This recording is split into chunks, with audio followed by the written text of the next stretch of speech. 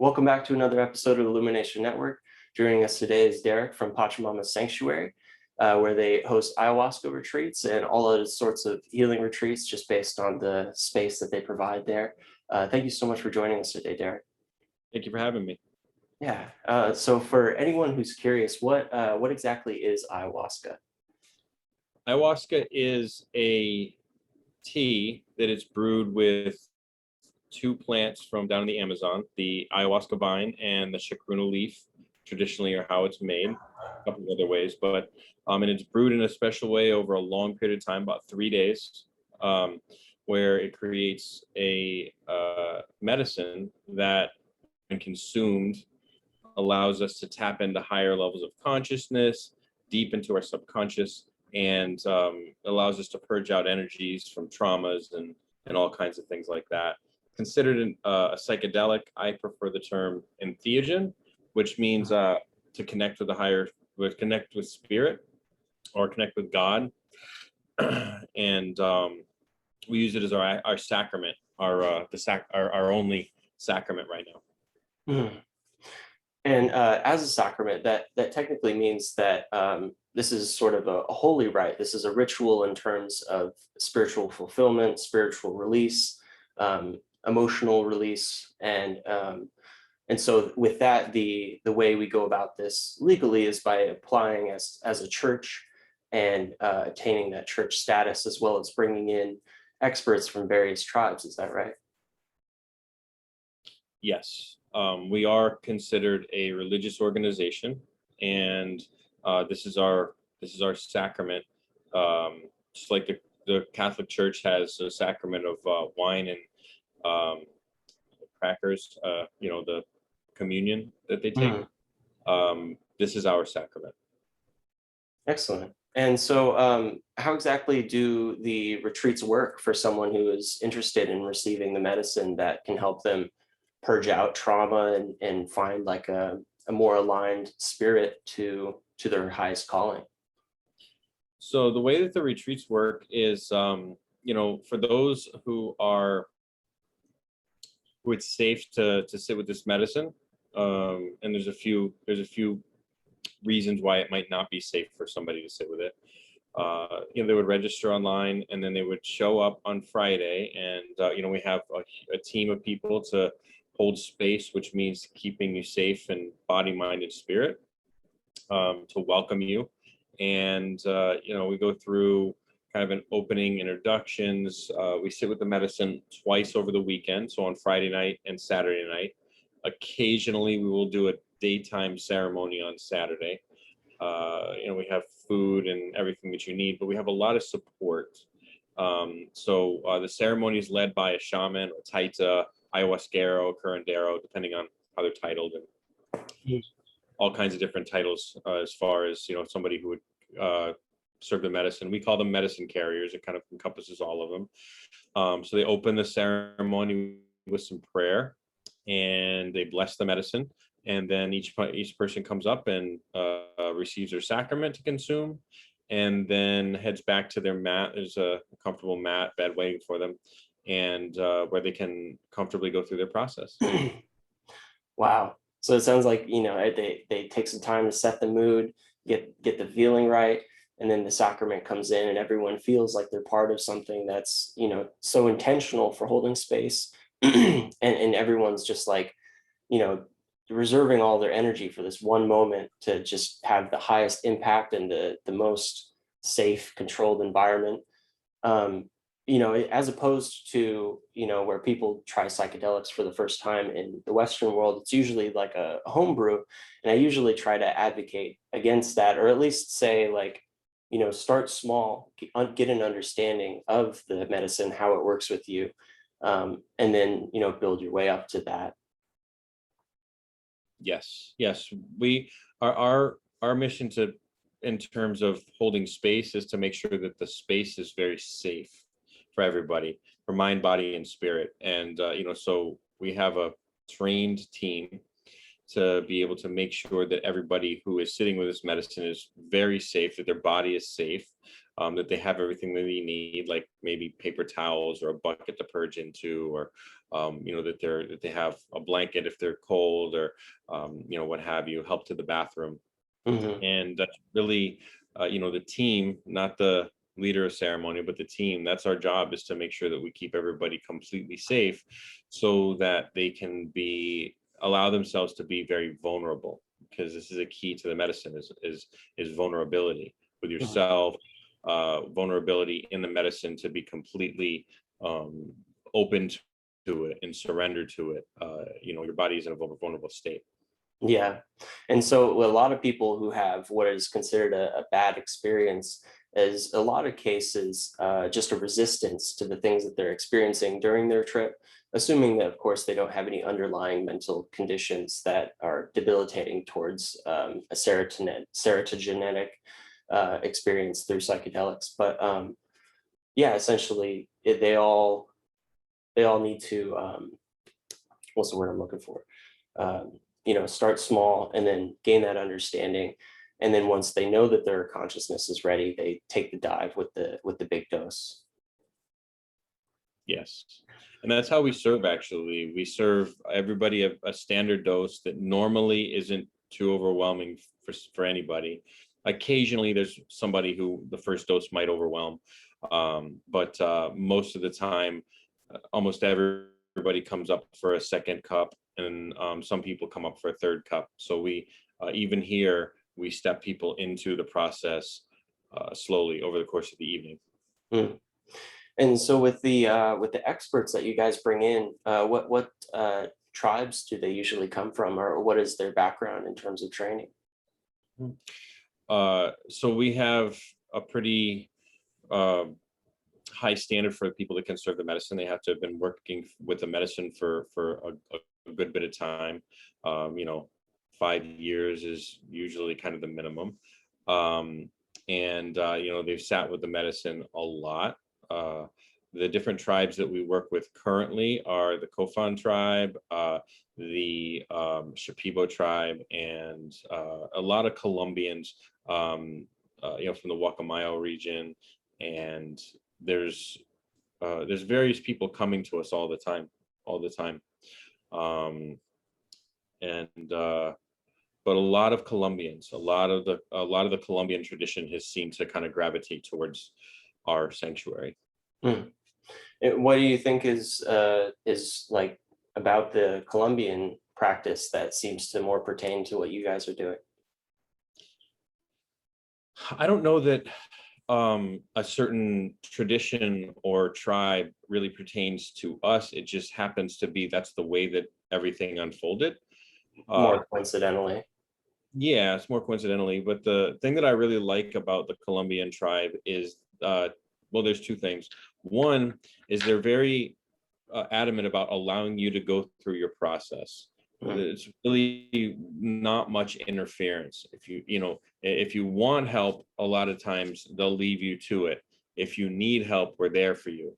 But they allow you to go through your process, to dig in the inner strength, to actually push through and do it yourself, get there yourself. That's very empowering. Definitely. And the other thing that the Colombian tradition is, they serve an ayahuasca. Their word for ayahuasca is yahe. It's a different term. There's probably 50 different terms for ayahuasca from all different tribes, but the Colombians call it yahe. And yahe is very purgative. It's a very cleansing, physically cleansing brew. So you can expect to purge more than once. You can expect to go to the bathroom kind of a lot with the yahe. And they believe that when you clean out the body and clean out the garbage from the body, especially in the gut, that's a source of distension inside people. And when they can clean that out, they feel like there's a cleaner vessel, and they can, the guests can actually go deeper into the process and get more healing done because of that physical cleanse. Definitely. And that's a really great thing too, that they choose not to hold people's hand as they go through the journey, because that's how we grow, is being at the limit of what we're capable of. And then of course, when people actually need a hand, then that hand is ready for them. Yes. And so with these retreats, what's usually like the ratio between the people partaking in the ayahuasca and those who are facilitating it? So with the size group that we have right now, we're outside, so we're doing 26 people. Hmm. And we have usually, not including the medicine carrier, we have 4 helpers, and then we have a second line of helpers, which are volunteers, and those volunteers we usually have between 2 and 4. So there's gonna be roughly 10 people to the 26. It's almost 2 to 1 is about where Okay. we. Inside, we go down to 15 people, and the way that the flow of the space is, we usually go down to 3 people in the room and 1 or 2 volunteers. So that and the volunteers are there to kind of support the helpers. So if we need something like Florida water or tissues or new buckets or emptying buckets or blankets and stuff like that, they can run for that stuff. If somebody needs help to the bathroom, we can pass them off to one of the volunteers so that we can stay in the space. Wow, that's a really like sophisticated system of everyone kind of like playing a role, and then the people there are just like, oh, there's someone right here. Okay. Yes. And so Yeah. what's that? People that come here are very they feel very safe, and this is a part of setting the setting is the feeling of safety, and they know no matter where they look there's somebody there, so they're not going to be left alone. They're taken care of, and that feeling of safety is a big part of the mindset when you go into a journey like this. Definitely. And speaking on mindset, that's also a very important thing for the person partaking in the experience to have before they're arriving or even before they're applying to come to your sanctuary. What are some of the things that you may turn someone away for? So there's some physical conditions and situations that make it not safe. If somebody has high blood pressure, a history of heart disease, or like a long history of heart disease in their family that's not associated with lifestyle, uh, this is dangerous. Anybody that's taking SSRIs, Mhm. or a lot of like, there's quite a few other medications too, like gabapentin, nerve medicine, anything that fiddles with the brain or the nervous system, it becomes dangerous to take this medicine. It can Mhm. create serotonin syndrome. Also, if you have a history of stroke, or um, if you have a history of having seizures, and then if you have a family history of schizophrenia or bipolar, or you've been diagnosed with either one, this medicine is not safe for you. So Mhm. we have to kind of turn them away. And then the only other group of people that I really turn away are the elderly that are not healthy. So Mhm. unhealthy people under the age of 65. And then I've had people come that are 72, 74. It's no problem if they're healthy. Um, and people that come looking for cool, exciting psychedelic experience. If their Yeah. intentions aren't right to sit with this medicine, um, it's unfair to the medicine. It's kind of disrespectful, and it's really not what we're here for. We're not here for a fun time. We're here to do work. We're here to dig into our traumas. We're here to connect with spirit. We're here to do work. Mhm. And so you get the feeling that he's here just for the experience and the visions and to see something cool. We respectfully share that there's other places that they can go. Yeah. And it's not for an awesome weekend to tell your friends about. It's for a transformative experience that lasts with you for the rest of your life. Yes, the word retreat is a bit misleading. People get this idea of, I'm going to go and retreat and feel good when I leave, and you know, you're coming to do work. Yeah, the reality is it might You're humble not you. going to. Yes, yeah, you're not going to get much sleep. You're going to be like emotionally raw. You're going to come away feeling good in some ways, but also feeling exhausted in other ways. You're going to need time to recover, Mhm. emotionally, mentally, and physically. I usually recommend 2 days, to take 2 days off Yeah, for a and retreat. I find personally, after all of my more kind of long experiences that bring up things I need to work on, even if I am physically, emotionally, mentally exhausted, the seeing the light at the end of that tunnel, knowing my path forward after experiencing such a breakthrough is something that just can't be matched by any other experience in terms of hope, especially for those coming out of like a depressive state or an anxiety-ridden state based on trauma, which is something that this medicine, ayahuasca, I've heard is very effective for. Yes, absolutely. It helps a lot of people. So it does two things. One, it allows us to dig into our subconscious, and that helps with self-forgiveness. And it helps with releasing anger that we've been holding on to. The other part is physiological, where it actually balances the oxytocin, melatonin, serotonin, dopamine, and cortisol in the brain. Wow. And when those things are back in balance, um, you just feel good and present and clear and less apt to be frustrated and major and minor details, internally, where you're frustrated over, somebody who cut you off a little bit, and you curse at them in your car. It's that Mhm. stuff is just like, it's not relevant. Like it becomes not relevant because these chemicals are balanced, and we're not stuck in that fight or flight because the cortisol is all built up in our brain. Definitely. And speaking on how it helps to relieve like that anger and those built up emotions, that in itself reminds me of just like a nurturing mother. And it's also something that I've heard associated with ayahuasca, that within the plant itself is like a mother spirit that is, ensuing her energy upon you, where it's like either nurturing the damaged masculine or um, just showing others how to be nurturing in that way, how to be soft, how to be kind. Yes. Yes. I mean, a lot of people do report feeling a very maternal energy from this medicine. And I would agree with that. But moms aren't always just wonderful, caring, and nurturing. Sometimes moms have to discipline too. Yeah. And so, but it's with compassion though. Like there might be some discipline in there, like you need to feel this feeling because you did this thing, but it's okay because this is why, this is where it came from. Yeah. Feel this feeling of guilt or shame, but take it easy on yourself. It's okay. So there is some discipline that comes from a mother too. Mother ayahuasca isn't just all about love and light.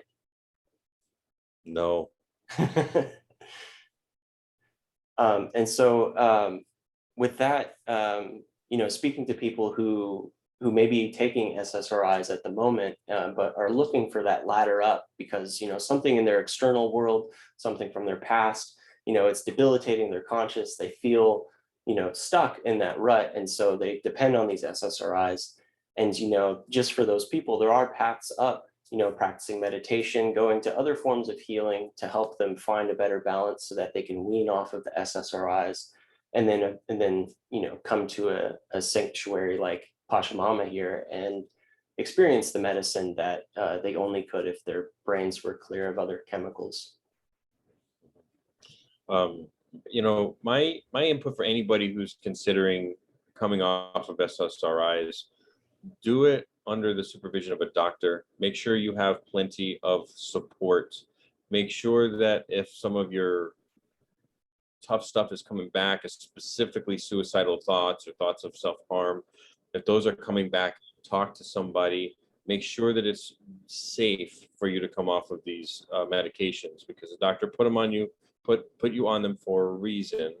So don't just think that, oh, I'm going to go do this ayahuasca that's going to heal me, so I'm just going to stop and I'm not going to, like, if you're under the supervision of a doctor, be under the supervision of a doctor. Talk to them. It's important.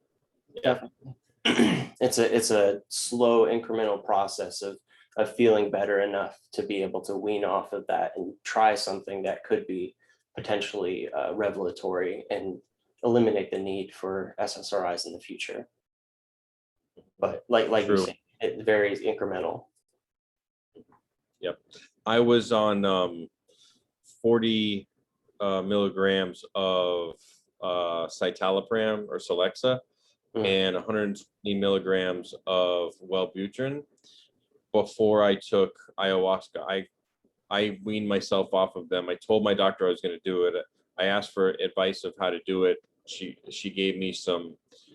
Uh, she gave me some idea of how to actually do it so that I wouldn't feel the withdrawals so terribly. I Hmm. followed directions. I came off of it, and then once I sat with ayahuasca one time, I never went back on any psych meds. Wow. And I'm not unique. There's a lot of people that have the same experience. A lot. Mm. And so what essentially enticed you to try ayahuasca, and what was a little bit of the story leading up to that? So I was battling with a 10-year addiction with cocaine and methamphetamine, and it was destroying my life. And I was a path to destruction with anybody who crossed, who got in my way. I was lying, stealing, cheating, um, just I was acting very, very badly. And eventually it beat me down so much that I realized that I couldn't do it anymore. I was going to die. Mhm. And I was desperate. So I went to AA for 3 years, and that really, it encouraged me to white knuckle it. I got through like 89 days a couple of times. I did not ever make it to 90 days. And I would just slip back in. The compulsion would just come back in. Um, I just wasn't able to make it. And so uh, I heard about ayahuasca on Joe Rogan's podcast. I think I had heard about it well before that, but Mhm. it came back up on this podcast, and I'm like, huh, you know, maybe I should look into that. And I found very quickly when I did some research that it could help, and I was willing to try anything. I was desperate, and so I went to a church down in Florida and sat with the medicine, and it relieved me of my desire to use for like a good month and a half. Like I didn't even have the desire to use. I was just no, thank you. It was good. Mhm. Um, and I mean, I had my relapses and my stumbles along the way, but at this point, I'm proud to and happy to report that I'm sober and I'm happy and I don't have any um, fear of relapsing again. I'm done with that. That's amazing. Simply amazing. Yeah. So much of this medicine, it doesn't necessarily like what you say. We start small, we work incrementally until we're ready to build up to a large dose to really uproot some of the things in our lives. But even just that first experience, microdosing or experimenting with it the first time, that's really where we understand that, like, oh, this, I feel called to this. This is something that I feel can definitely heal me. And that's something people know, when they first dip their toe in. And others may not be called to it, but for plenty of people, this medicine seems to be quite a universal um, uh, treatment, essentially. It definitely, I don't know if I would call it universal, but I definitely would call it widely helpful. Mm. It helps a vast number of people. And so yes. And so, And I didn't start with a smaller dose and go up incrementally. When I sat, they gave me a dose, and it was a full dose. It was an extreme dose, and I've definitely been much deeper since my first retreat. But there was no incrementally for me. They just gave me a cup, I drank it, and I went into the process. yeah, I guess that speaks on how, like, every experience is different, and how maybe for our first experience is it's just something that kind of opens us up to what this medicine can be doing, as well as just taking down a few of the layers so that next time we try it, we can go a few layers deeper. Yes. And so with those who may be considering coming to Pachamama Sanctuary, or finding some sort of plant medicine to alleviate some of their symptoms, or find a path forward. What exactly would you say people should be wary of when looking for a practitioner or a sanctuary? So when you're looking for a practitioner or a or a a church or sanctuary, whatever, uh, I would highly recommend doing the research to find out if it's safe. There's quite a few people who don't have the training to serve this medicine, that have not really been organizing for very long. There's pop-up ceremonies all the time. People, I mean, I've heard stories of people that have brewed their own medicine and served it, and it didn't do anything. Nobody had an experience. They were just vomiting all night. Uh, there is, there's a lot of resources out there between Reddit and Facebook and social media, and a lot of different review sites like Retreat Guru and various other places you can go to see what people who have actually experienced that medicine have to say. Mm. And look for the reviews, look for people's stories that have been there. Don't take one person's word for it. To do research, look in and see, how many reviews do they have, how long have they been around, how safe are they. Mhm. If it's a center, call and connect with them and have a conversation and see what type of connection that you have with that other human being on the other end of the phone. Are they telling you what you want to hear? Are they trying to sell you something? Are they trying to encourage you to come because they need to fill retreats? Or do they actually care about your well-being? Do they care about your story? They care about why you're there. Mhm. And there is a lot of different places that you can go, between places that are public and places that are underground. And just do your research and take a look. Don't let one or two negative reviews dissuade you, because this medicine is very intense. Some people can have a really difficult experience inside the medicine and then go home, and maybe they had an underlying condition of bipolar, and then they go on a depressive or a manic episode, and they could just be typing whatever they want. Once it's in internet land, it's there. Yeah. It's there. As Not well. everybody is going to be happy when they leave an ayahuasca retreat. Right. Some people are going to have really difficult experiences, and that can translate. So, look at overall the whole. You look at the Mhm. whole.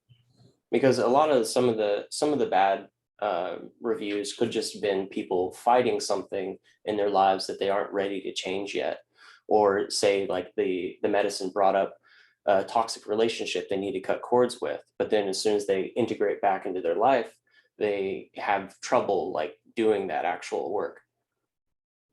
Right.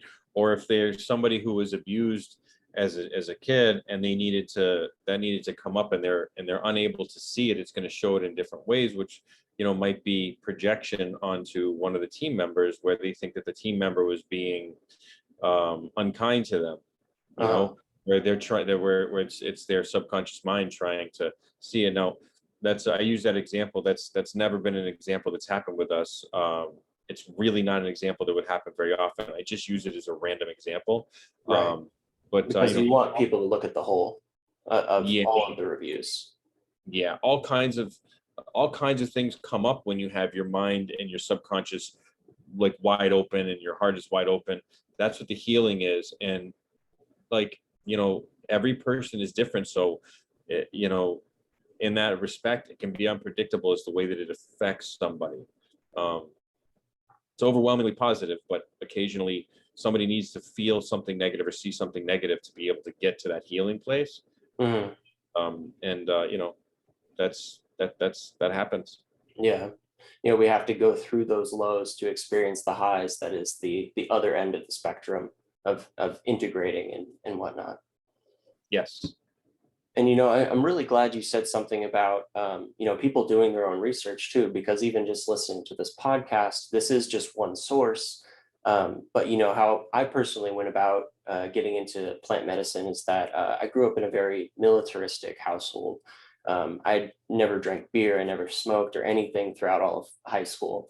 And so when I was 17, I heard about mushrooms from what I considered then to be a hippie friend.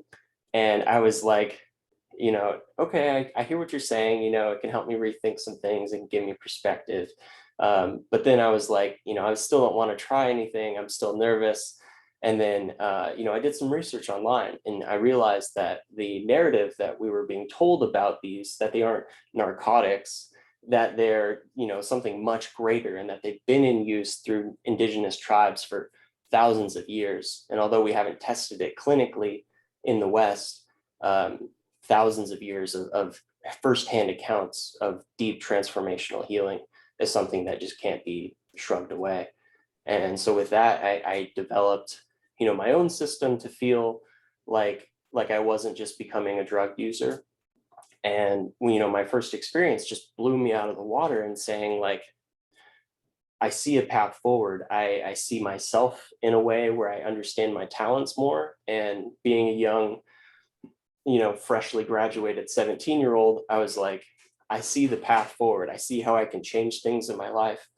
And then, of course, developing rules for saying, like, I won't do it more than every few weeks. And usually I'd say 6 weeks now, so you can get proper integration. But all of those factors came into play for me to develop my own personal system and then continually seek out the medicine that I felt was helping me. Yes, it's a what I really love about entheogens in general, psilocybin, DMT, ayahuasca, mescaline, peyote, San Pedro, these kinds of things. They allow us to think for ourselves, because all of those things that you just mentioned, you already knew those things before they got covered up with other people's opinions and other people's words. And as kids, we just absorb it like it's truth because you're an adult and I'm a kid and you must be right. And then now it's just part of our mindset. Then there's that's a programming, then there's school programming, then there's the advertising programming and the corporate media and the cell phones and the billboards and all that stuff.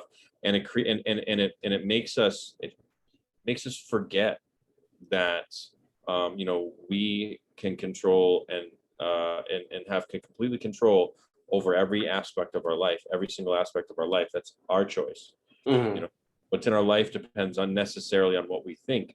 And so if these medicines can allow us to think like we were meant to, as opposed to like we were told to, then we can live a life that is more connected to who we truly are instead of who our parents, our school, and the advertisers want to tell us who we are.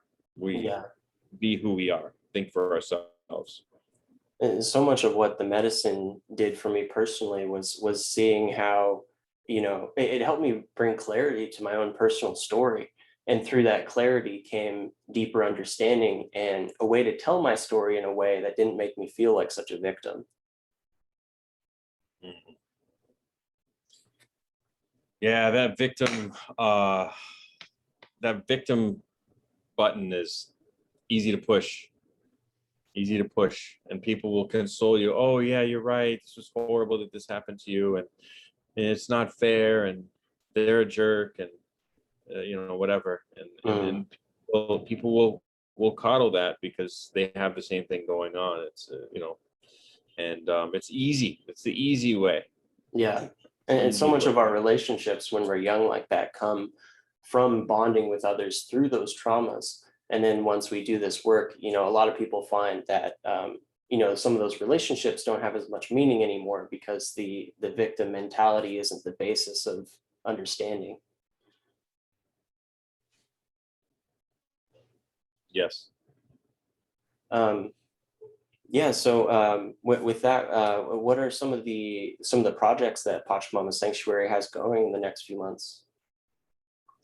So in the next few months, we are having an open house, just for you to attend, just to meet the community. So going to be a lot of people that are coming from the community, that have sat with us already. But it's open to everybody. It's going to be like a potluck, so bring a dish and eat, and we'll have some music. One of our members just released an album and a book, and so he's going to be playing music for us and sharing about how the creative process went with that book. It's actually a book album together. So the chapters in his life that he writes about, then there's a song about it, and then it kind of goes through a story of it with a song for each one of them. It's a unique idea. Definitely. We've got ayahuasca is our sacrament, but we had Wachuma or San Pedro ceremony here a couple of weeks ago, and it was just beautiful. It was so good for the community and so good for all the participants that we're definitely going to be bringing that back through the fall and kind of see where we're at the end of that. We're filming a documentary in the beginning of September. And we already started a couple of weeks ago, and then we're going to continue and finish that filming. And that's about all that's on the agenda right now. We kind of plan event to event, so that's where we're at. Awesome. Yeah, I would definitely look forward to all those things. And for anyone interested in finding more about Pachamama Sanctuary, you can find links in the description to their website for scheduling and event details. And then, comment, like, subscribe, all of that helps us get seen in the algorithm. Thank you so much, Derek, for coming on the podcast, sharing your light with us here at Illumination Network. Thank you for having me. It was a pleasure. All right. Take care, everybody.